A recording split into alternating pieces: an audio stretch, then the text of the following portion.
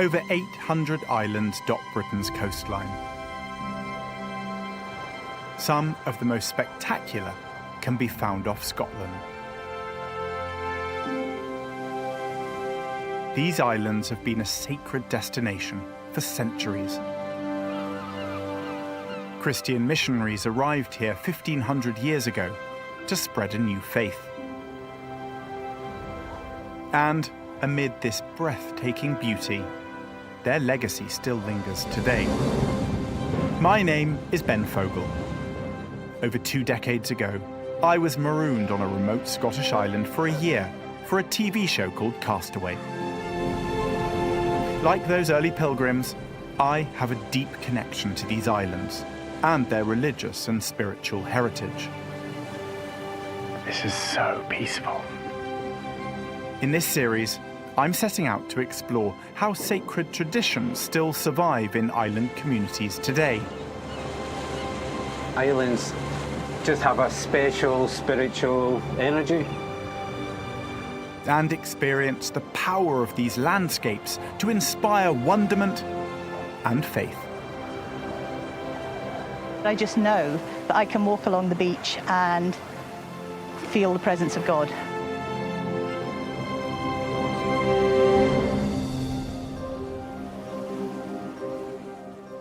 I'm starting my Sacred Islands journey by travelling across the Firth of Clyde to the islands of Arran and Holy Isle.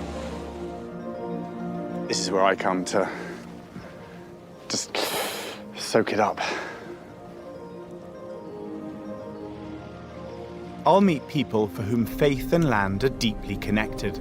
When you live in a place like this, there is a sort of spirituality. You know, you can't help but feel that. Church is everywhere, really.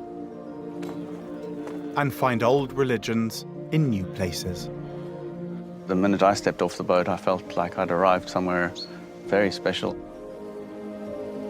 Join me on an epic pilgrimage across 12 of Scotland's magical, sacred islands.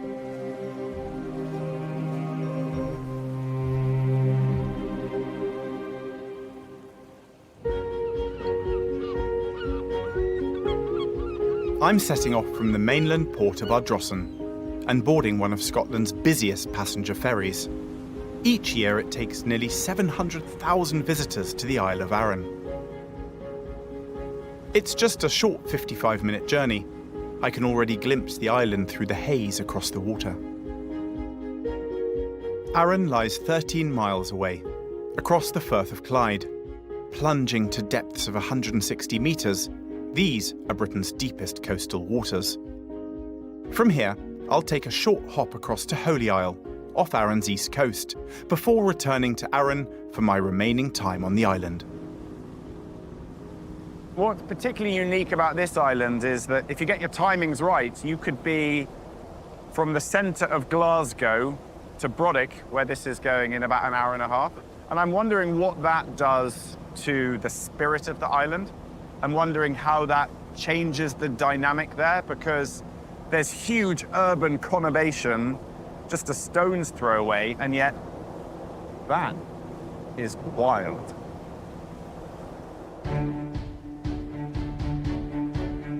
Arran lies 70 miles south of Iona, where Christianity was first established in 6th century Scotland. But Arran's spiritual past is ancient and diverse, spanning the Stone Age to Celtic pagans, then early and modern Christian faith. I wonder how that diversity is reflected today. I love the way the island is just slowly revealing itself. The mist is starting to lift. I've never been here before, and I love that sense of excitement, arriving somewhere new. Here we are, Brodick.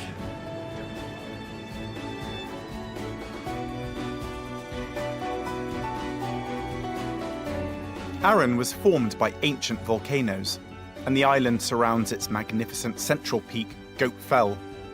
The Highland boundary fault line separates the rugged mountainous north from the green lowlands of the south, earning the island its nickname, Scotland in miniature. It's home to nearly 5,000 people, but the population swells to 25,000 in the summer when visitors arrive. My first thoughts are, feels quite urbanized. Feels similar or looks similar to the mainland. But I'm hoping that my time on here will give me a different perspective. The village of Brodick is Arran's unofficial capital and the gateway to the rest of the island.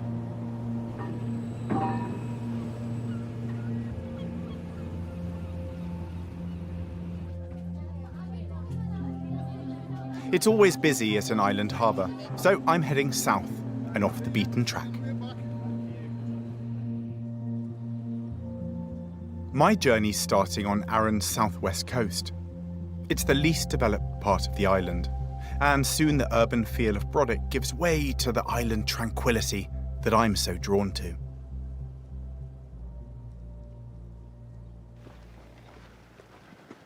This is so peaceful. It's like being in a library. I feel I need to whisper.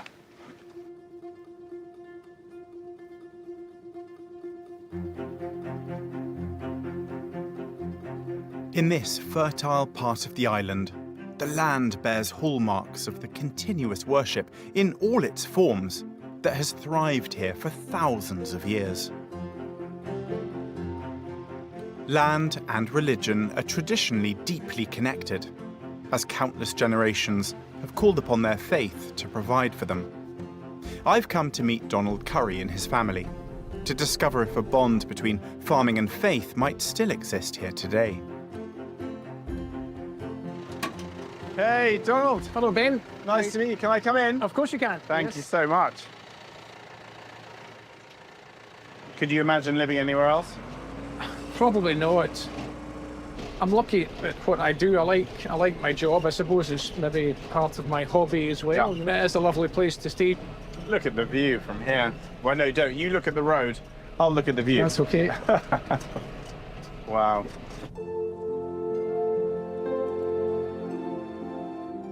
Donald is taking me home to the farm. His family have continuously farmed this land for nearly 200 years. I've been invited to meet Donald's wife, Ailsa, the farm manager. I want to understand what has rooted them here for so long. Ben, this is that picture is my auntie. Wow. Do you know what kind of period this would have been? I think in the 1930s. Wow. This here is that'll be my great grandpa. I mean that could be the early 1900s. How many generations back can you count your family farming here? Well, it's the way back to the mid-1800s anyway. It's a long way, yeah. Same land? Same land, yes. I'm imagining your great-grandfather and maybe even your father would have been around at a time when the church had quite a lot of power. I'm also wondering how the island relationship with the church may have changed. Do you recall that? Did you go to church as a young boy? I did, yes. We had to go, I suppose, and we went to the Sunday school, but it was part of education. It still does bring people together, but probably in a more casual way, whereas that was much more regimented in these days. Island church life is changing. Since the time of Donald's grandparents, Scottish church membership has dropped by nearly 3/4. But some things have stayed the same for generations. I'm wondering how you see your relationship with the land as farmers, but particularly here on a relatively small island. When you see the sort of different generations that come and go, I mean, we're really sort of fitting into that. So you're sort of custodians almost of the land, and you're doing your bit to hand it on to the next generation.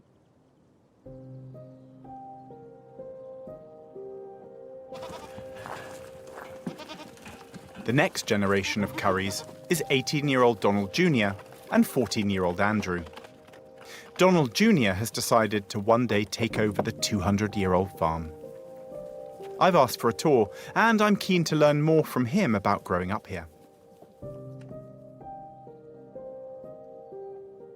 What's your earliest memory coming out? How old do you think you were? I think I was probably 4 or 5, So helping in the lambing shed. used to sit in the pram at lambing time And we had him in a pen, and then I would take him down to the house, feed him, and then back up again. Donald's done it from day one, really. So this really is in the blood. Yeah. Donald Jr. now looks after his own flock of 25 pedigree Beltex sheep, and I've offered to help round them up. Okay, so what is the plan now? How are we going to get them in, Donald Jr.? We'll just walk around them and block all the gaps between the three of us. I love the fact you make that sound very easy. Have you ever seen my sheep wrangling? No. No, it's not very good.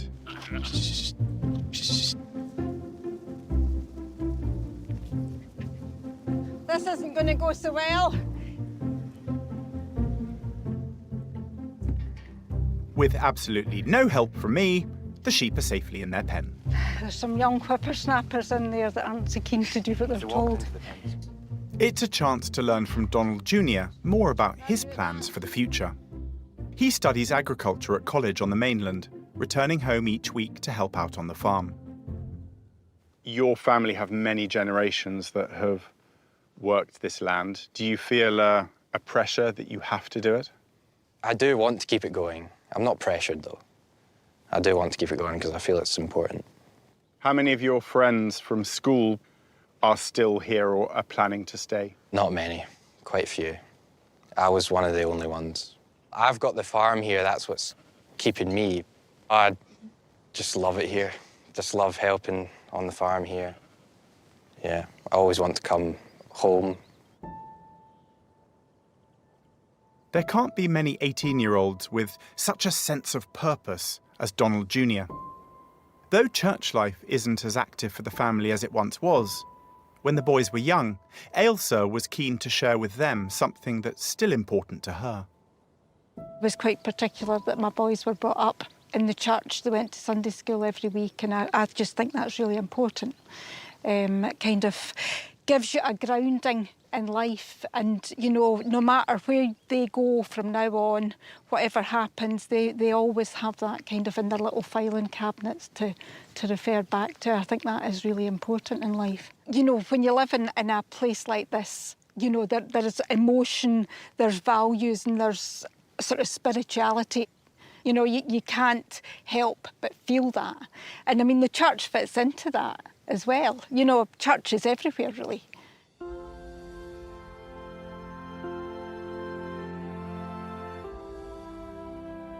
Faith in its many forms has been integral to island life, and religion was once incredibly powerful here.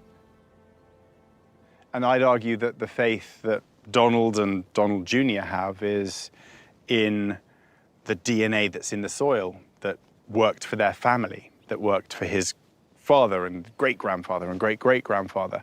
It's almost a faith that you know that this will provide for you. You know that this is your safe place of belonging.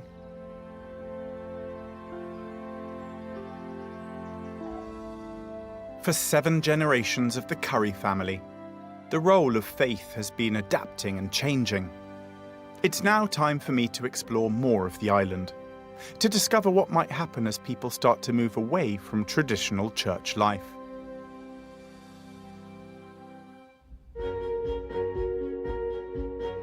Head north on the circular coastal road, and you'll find Arran's 14 villages dotted along like pearls on a string. The village of Pern Mill lies in the northwest edge of the island, and I've heard it's home to an unusual church.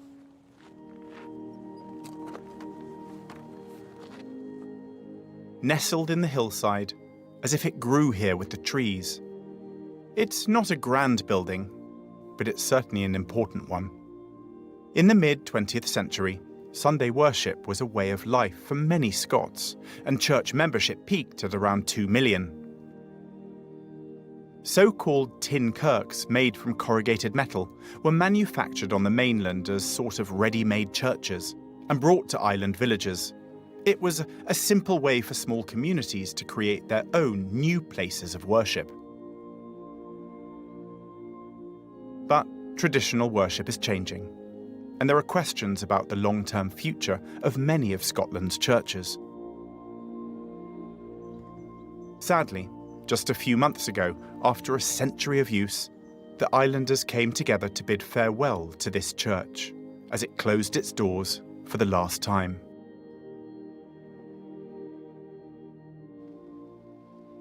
As soon as I step in, I can feel this is a sacred space.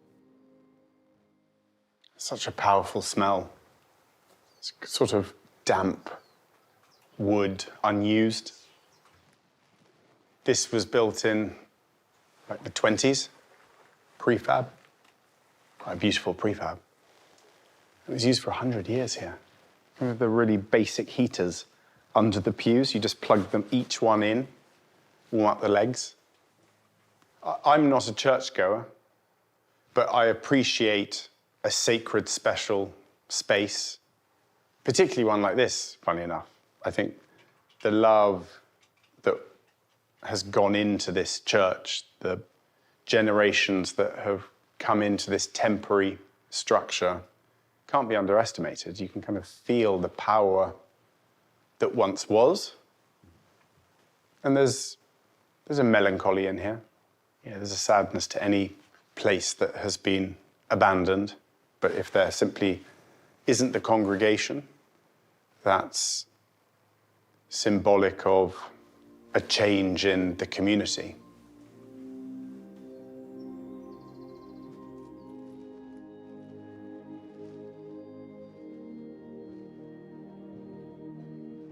It's people that make a community, not buildings. An island spirit is strong. Faith, belief and community values still have a significance here on Arran. But I wonder how those things will be shared now.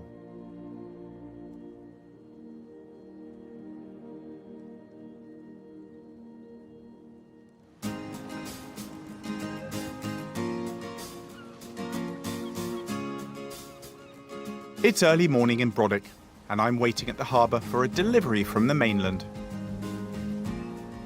Meeting me is Fiona Lane.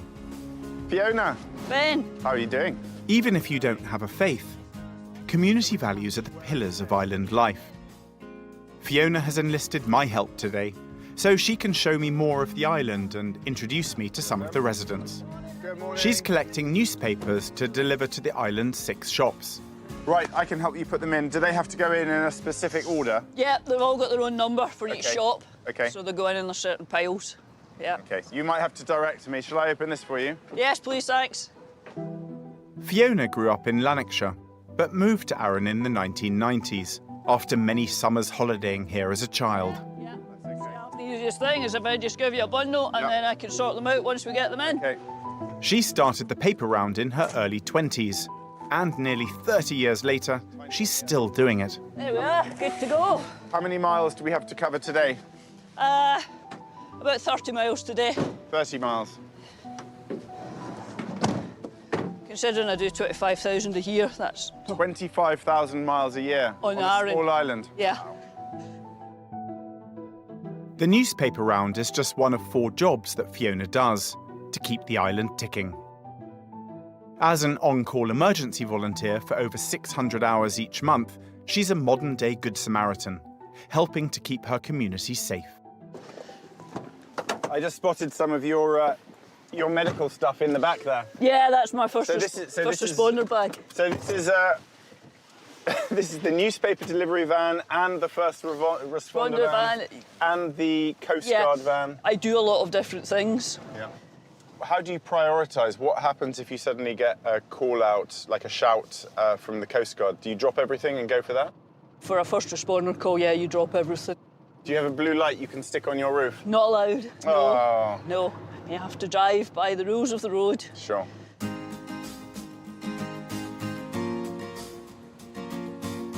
And what a road to drive. I think this could be the best paper route in Britain. It's easy to see what attracted Fiona to come here, but what made her stay? What is it about the island that you like so much? I never felt fitted in on the mainland, never felt at home there. Coming to Arran, you can be what you want to be, and I wouldn't be able to do all I do if I was on the mainland. You don't get rich living here, and most of the emergency services stuff is more or less voluntary. This is my bread and butter, which I earn enough money to let me do everything else. Turning your hand to anything is key to success on an island, but not many people do quite as much as Fiona. Our first drop-off is to Jim McMaster at a shop in Blackwaterfoot. Morning, Jim. Good morning, everyone. Shall I bring these through? Jim's family were tenants of the farm Fiona's parents took her to for holidays. He's known her longer than anyone else on the island. Fiona was saying that she's known you or your family... Since I was 5. I didn't want to mention how many years ago it was, Fiona, but we'll just leave it at 5. Many years ago, back in the 70s. And that's when you were coming on holiday? Yeah. Yeah, that's where we're coming every year, every summer, annoying the good people at the farm. Every summer.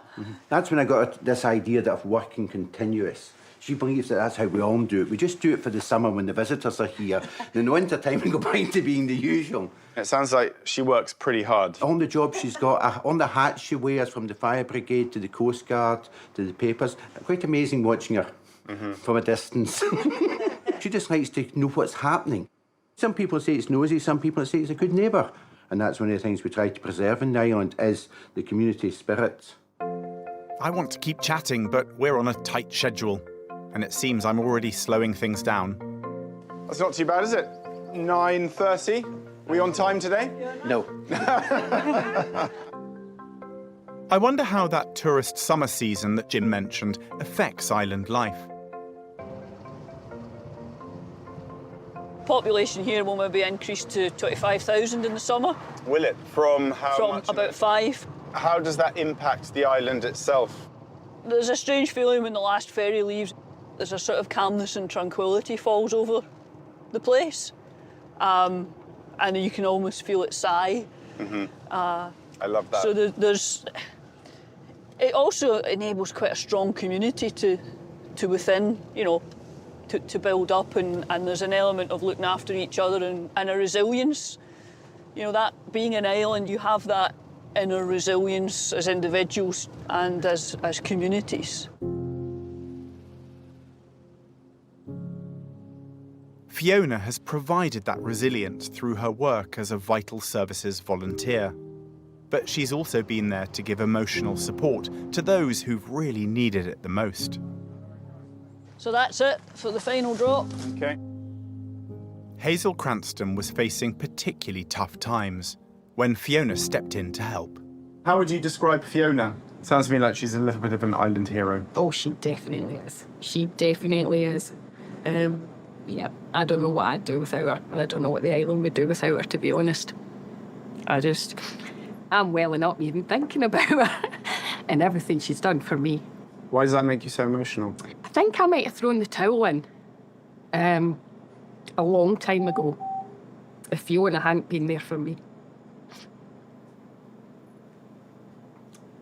If they say that, what is it they say, fire, flood and pestilence? Well, I've had a fire. We had a flood a month after we took over the shop, and we get midges every year. So, yeah, we pretty much get all, and Fiona's been there for me on every single occasion, even when she didn't really know me. Keep that chin up. Oh, and you've got an amazing community here. Oh, yeah, and she's top of the list. Yeah.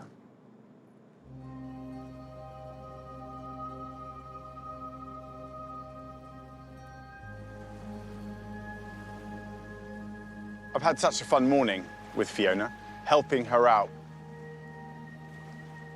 She is very selfless. She cares about the people here. It's very beautiful to see people moved to tears by what she means to them. Community is important wherever you live, but when you are on a small island where once it was the religious community, that's what brought it together, that obviously exists here, but in a diminishing fashion. So the new thing that brings communities together are people like Fiona, that wear many hats, that know everyone, that are the first to go to people's help, whether they need it in times of great distress, flooding and fire, or whether it's just a friendly face delivering the newspapers.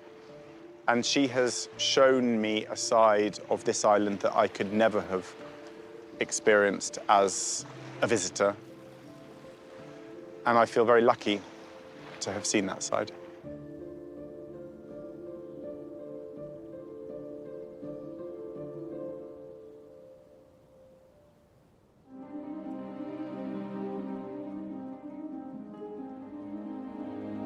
Just like Fiona, newcomers of all kinds have found a place and a purpose here on Arran. And faith does still run deep here. It's just found in more unexpected places. My journey around Arran's circular road is drawing me back south, to Whiting Bay.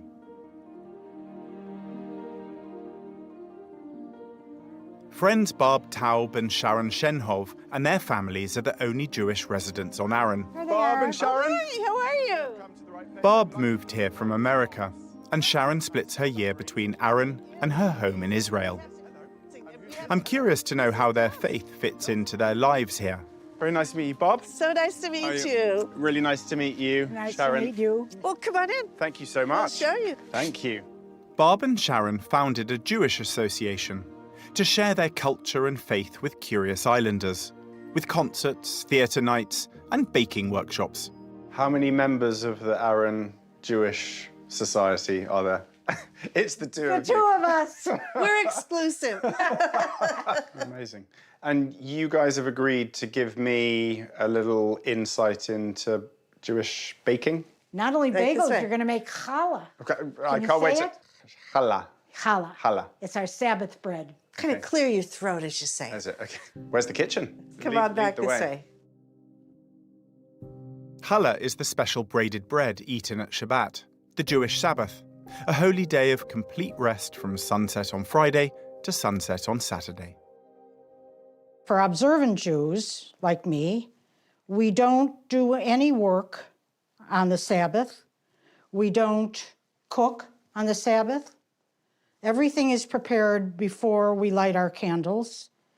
And then we have 25 hours where we don't use any electronic equipment. It's a time for friends and family and not the outside world. It's very similar, actually, to the Western Isles Free Presbyterians who have their Sabbath, and it is sacred, Yes. and shops are still closed, and, Yes. and that is still very much a thing, Sabbatarianism. Yes. So there are obviously commonalities between the faiths. Except we came first. Yeah. But yes, because it's well discussed in the Old Testament, is obviously part of Christianity. Okay, I hope you approve of whatever loaf I end up making for you. I'm sure it'll be good because you're going to follow my Okay, instructions. I'm going to follow them to the word. Who taught you? Actually, it's my daughter-in-law's recipe that I use. Is it? Because I didn't have to make challah until we came here. In Israel, You just go to the you bakery. go to a shop, any grocery store on Friday, that's almost the only bread you can find. And I never made it at home. Making bread together is a special bond. Social. Yes, communal, and maybe even a bit spiritual. What do you think? Yeah. It's quite good? Look good. It's Now, beautiful. You see this? Yes. This is called hafrashat challah. That's Hebrew.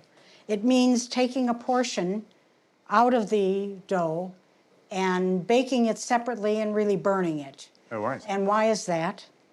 From the Old Testament. God says to Moses, tell the people that when they cross into the promised land, when they make bread, they must take a portion out and sacrifice it, and they must do that for all the generations to come.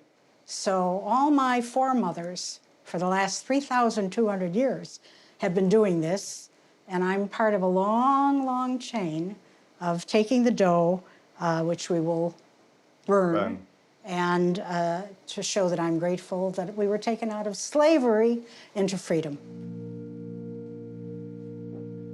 It's fascinating that it was coming to Arran and having to make challah bread for the first time that has linked Sharon to thousands of years of her ancestors and their traditions. I wonder if Barb too has had her faith enriched by living here. There we go. Oh, that's beautiful. Now it's bagel time. Now we're on to bagels. My family are going to be so excited. My kids love bagels. Everybody loves bagels. Yeah. How would you describe your relationship with the Jewish faith? Do you feel more Jewish or less Jewish living here than perhaps you did in the States? When we lived in Chicago, it just was easier to be Jewish when everybody around you was. But you have to actively think about it more when you're in a place that there aren't so many. And that's Arran. It's so special. It is a really spiritual place, and nobody's trying to convince anybody to be anything they're not, but everybody's interested in it and the pieces that it has to offer. Simple though it may seem, baking bread and bagels has been a powerful way for Barb and Sharon to connect more deeply with their faith. And it was coming to Arran which ignited this spark. Shalom Aleichem Balachem. Sharon would like to share with me one final important element of Shabbat. After the Sabbath is over, we sing a song in which we welcome the bringer of peace. And we've been singing that song for 3,000 years. I love the unexpected, and Barb and Sharon were that. The last thing I was expecting to find here on Arran was the Jewish Cultural Society membership too.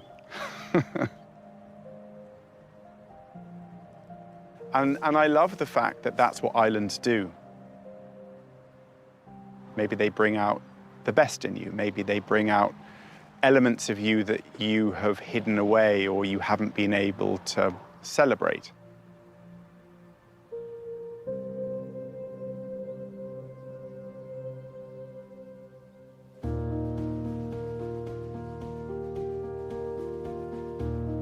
I'm starting to see Arran from a different perspective.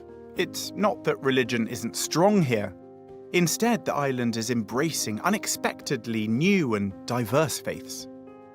From the hill above the village of Lamlash, where I'm due to meet a boat, I get a glimpse of my next destination.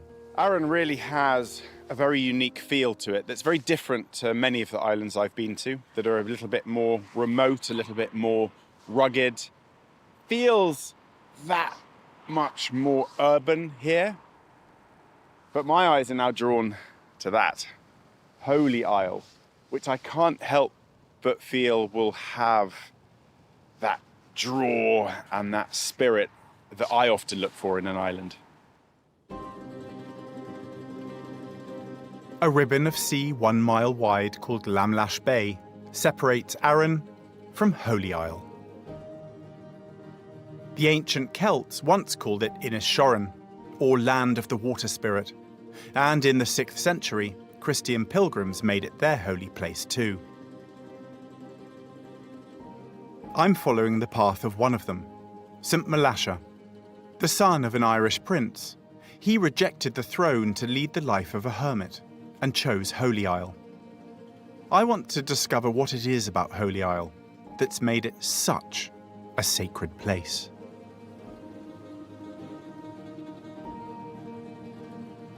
Morning, hi there, I'm Ben.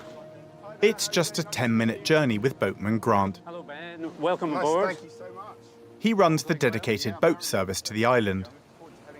Well, look, we've got a lovely sunny morning. I bet you've done this journey a few times. I have actually, Ben. Every time a great pleasure. As you know, islands just have a special spiritual energy, and I think you'll feel that quite strongly in Holy Isle. Do you notice a difference between the people that you took over and the people that come back? Absolutely. Really? I tell them, every one of them. They looked very radiant as they left and super radiant when they came back. So I'm going to come back even more radiant than I am now. I'm going to hold you to that. Well, yeah, I don't know. You might be an exception.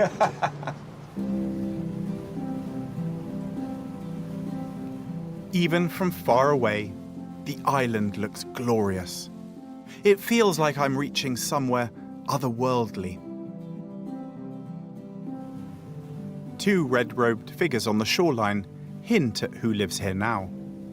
It's home to a Buddhist community and a place of Buddhist learning and retreat. This is the Center for World Peace and Health. It was the vision of Lama Yeshe Rinpoche, a Tibetan abbot who bought the uninhabited island in 1992. A team of monks and volunteers transformed the derelict buildings and empty pastures into a haven, lush with vegetable gardens and woodlands. What a beautiful place to live. There's an incredible calmness already. It's got a completely different feel to Arran. Good morning, maybe good afternoon even. I'm Ben. Hi, Ben. Hey, Ben. I'm Zangpo. Hi, Zangpo. Thanks so much for letting me come and visit. Sure. What a magical place. It is. I feel calm.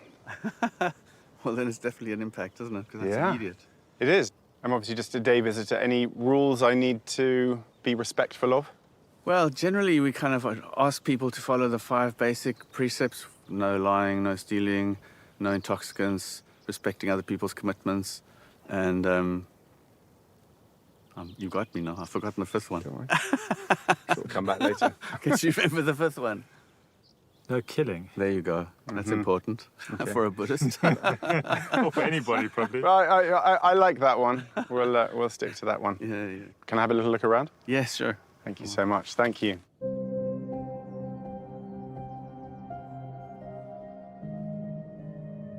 It feels like a different world.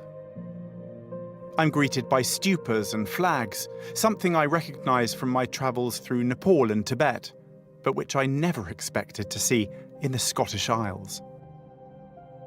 They're sacred monuments to the life of Buddha, containing holy relics and meant to purify the environment. And just up the path, I find the prayer room, where twice each day the residents chant words of protection and compassion, which ring out across the island.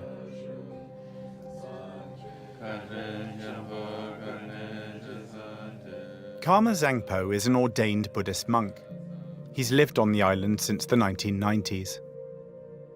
He's taking me to a sacred site in the hills, the cave where St. Malasha lived as a hermit. There are no roads on Holy Isle, so we're walking. No bad thing in a place as beautiful as this. How much has the island changed from when you first came? Oh, it's massive. Massive. I mean, when I first came, all the buildings were derelict. None of the place had been planted with trees. So it was a very, very different place. All around the farmhouse was just grass, basically. And then since then, they've probably put in somewhere near about 40,000 trees now. And it's turned into a little woodland.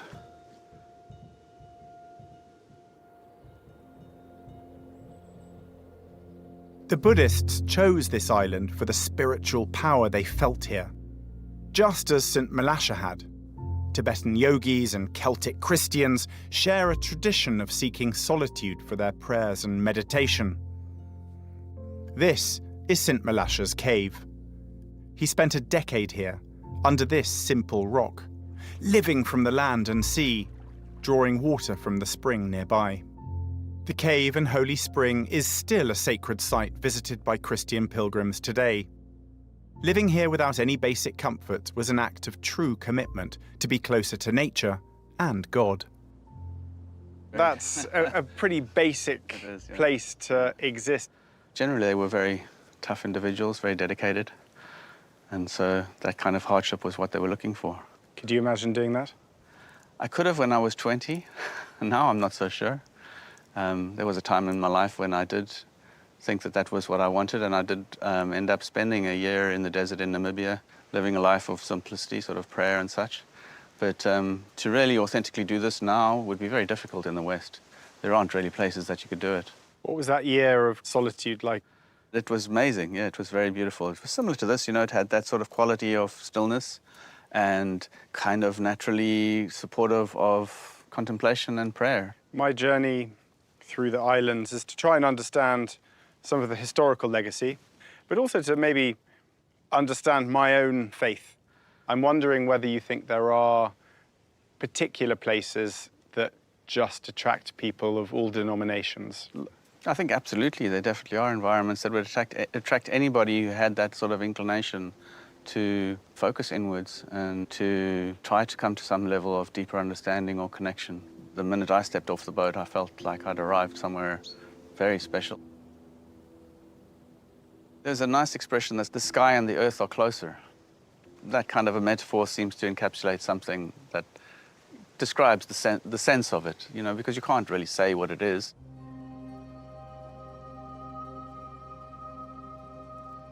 This feels like a sacred island. Just like Zhang Po, I felt it as I stepped ashore. At the south of the island, people still live in isolation to strengthen their faith.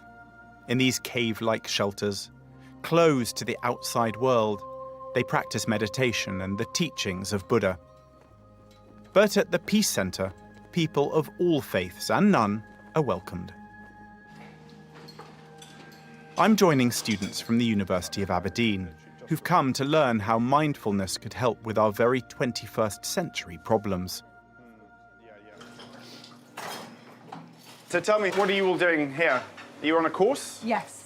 So it's kind of a master's degree in mindfulness studies. I'm really fascinated by your take on things because the world is at a point where there's so much information, people are so overwhelmed, and presumably what you're studying is how we can have the antidote to that. Yeah, so I'm looking at compassion in organisations, and I'm looking at that specific to what are employees experiencing at the moment in the cost of living crisis. How can we be a bit more responsible with our decision making on things that impact people, and how do they either get some time or get some support in order to navigate through those different crises.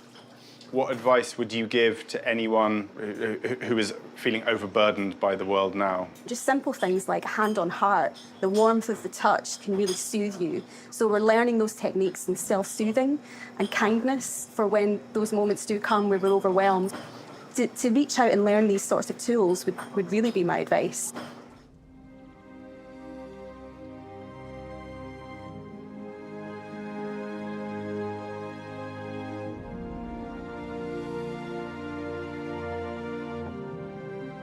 I love the idea that just a few miles away from the chaos of mainland life, people are trying to learn the secrets to cope with it. Zhang Po is fascinating. He's had an incredible experience that I would love, to spend a year in a Namibian desert wandering the dunes. I mean, that is the stuff of dreams, believe it or not, it really is. And the fact that even after all of that, he's here on a Scottish island speaks volumes for what many people describe as powerful landscapes. It's not just me.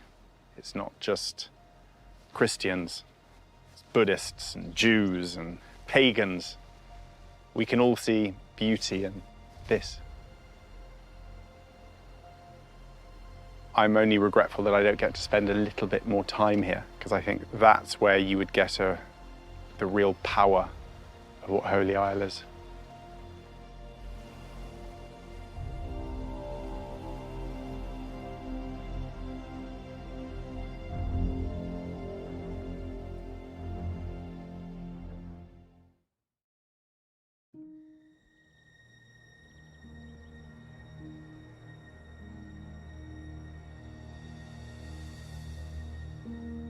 It's a new day, and I'm back on Arran. This is an island rich in natural wonder. Its famous landmark, Goatfell, stands nearly 3,000 feet tall, a remnant of a mountain range once as high as the Himalayas. Surrounding it are glens carved by ancient glaciers, which create pockets of beauty all over the north of the island. So, I'm off to explore somewhere I have a good chance of finding myself alone. I've been told this path will lead me to a secluded loch 300 metres above the sea.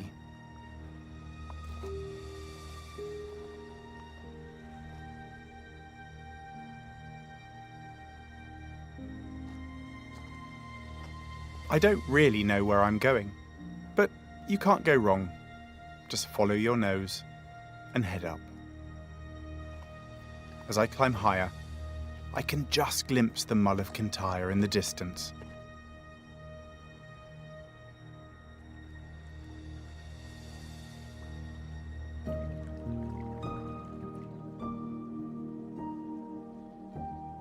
And finally, I'm rewarded with the most spectacular view.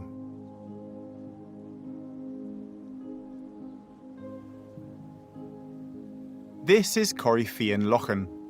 It means Little Loch of the Fair Corrie. I've never seen a loch with its own white beach before. It feels incredible to be here alone. This genuinely is a very beautiful place because for me, beauty is peace and quiet and tranquility. A lot of people have the classic interpretation of beauty, the perfect white sandy beach and the tropical palm trees. But I think the beauty of a landscape is much more nuanced than that. And that's not classically beauty, let's be honest. It's pretty harsh and bleak. It's a hard landscape, isn't it? It's rock and greys, few hints of green. For me, that is a masterpiece, but it's been enhanced because I've put effort to get here. And that is what adds value. This is where I come to just soak it up.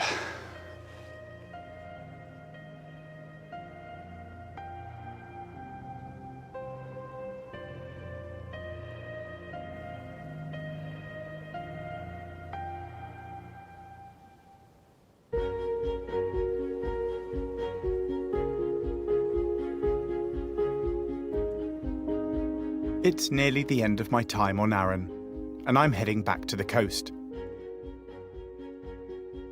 Arran's unique blend of different landscapes, warm waters and sea air have created a thriving ecology. So special is this island's ability to sustain plant life that a tree grows here found nowhere else on Earth, the Arran whitebeam. I want to learn more about Arran's natural wonders.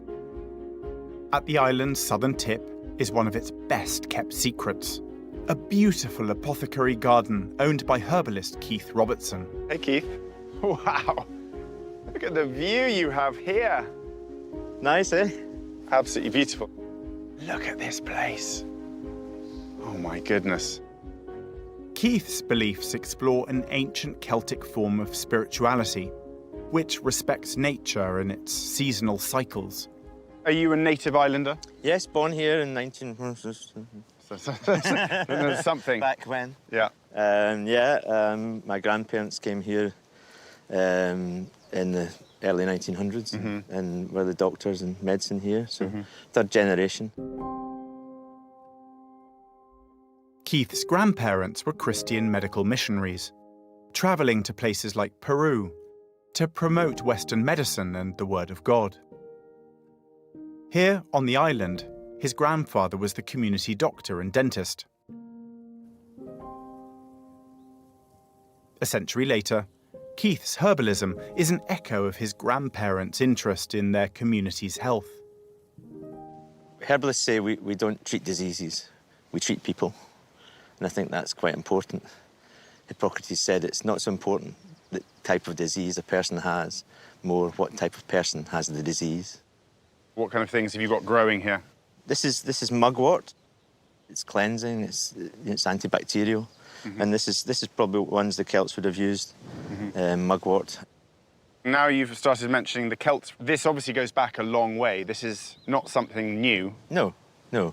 I mean, we co-evolved with plants. You know, and it's fascinating to know that they've got chemicals in them that are the same as in our bodies. You know, there's a lot of tie-up. Next door to here, we've got nettles. The roots are fascinating. I mean, they have neurotransmitter chemicals in them. We just discovered serotonin and acetylcholine. These are human neurotransmitters, you know, brain chemicals.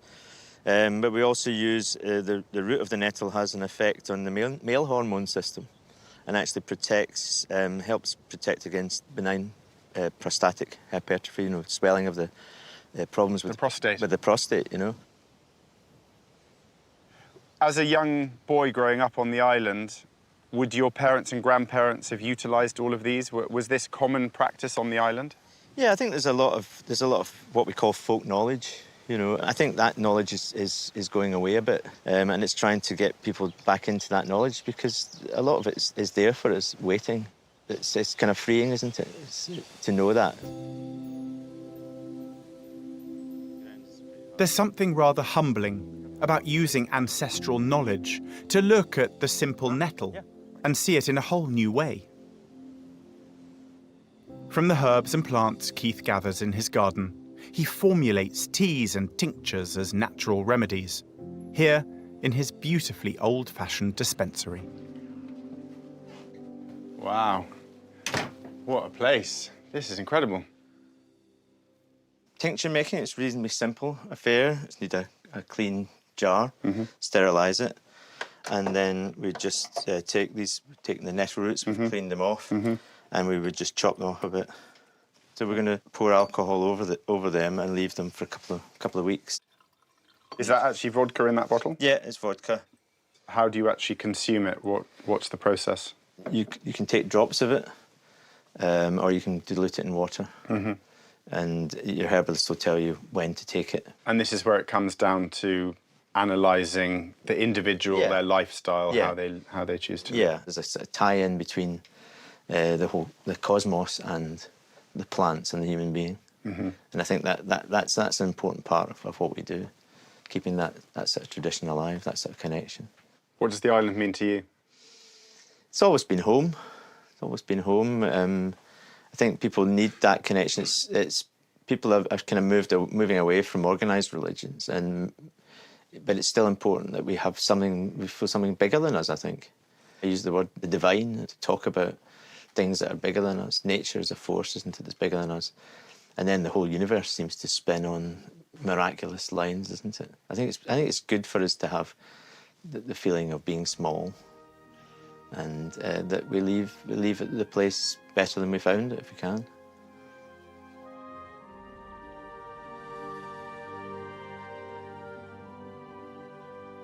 Keith has summed it up perfectly. It's good to feel small sometimes. By reviving ancient knowledge, Keith is reminding us how connected we are to a much larger natural world, how we're just one small part of it. I'm ending my journey on Arran, back where I started, in the main village of Brodick. Hello, everybody! Hello! But I'm returning here with a very different sense of the island than the one I came with. The Jacobites by day, and the near, and the near. The Jacobites by day, and the near. Before I catch the ferry, Keith's invited me to drop by the folk festival. He's emceed the event for 10 years. It's a chance for the islanders to come together and enjoy a good old-fashioned sing-along. Doctrines I mandate, ye shall hear. I've been warned that it's tradition for everyone to take a turn, which means I'll have to perform something. No, sorry, Derek, but we've got somebody even more famous than you who's going to come up and give us a... Ben? You're looking at me? Ready for this? Yeah, come on, Mr. Fogle. Ben has a poem for us.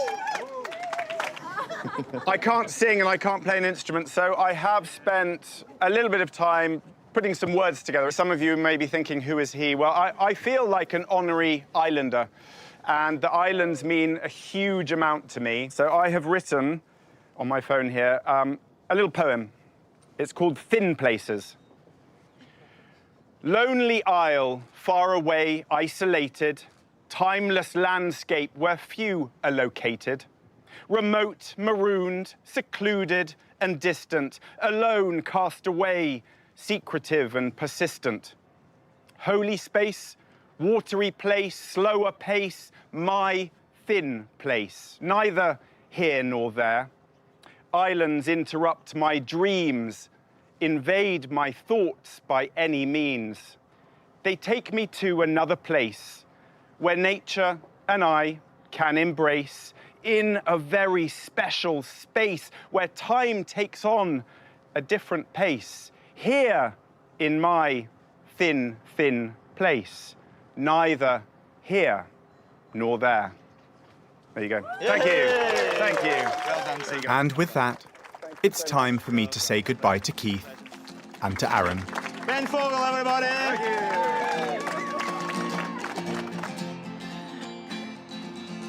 What a journey it's been. I started out unsure of the strength of faith or island spirit I'd find here.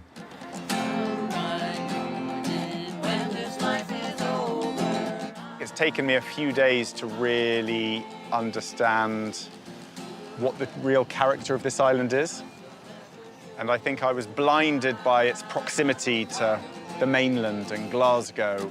I'll fly away, oh glory, I'll fly away in the morning. I'd like to think I now have a headline at least to define this island, which is community. When the shadows of this life are gone, I'll fly away. Each faith and each community, however small, enriches this whole island. The diversity I've found here has come because of its closeness to the mainland, not despite it. The island will provide. You will find what you need, what you are looking for, maybe even what you're not looking for. It still surprises me, and it still puts a big smile on my face that there are such warm, good-hearted places in the world. You read so many headlines about collapsing community spirit, and yet you'll find it here. I'll fly away. I'll fly away.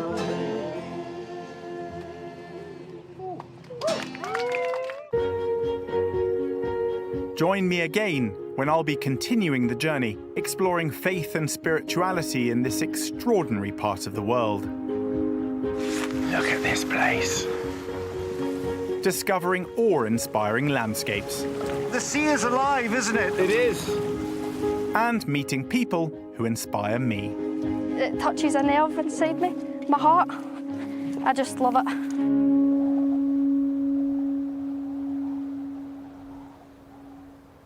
How are people connecting with special and sacred places?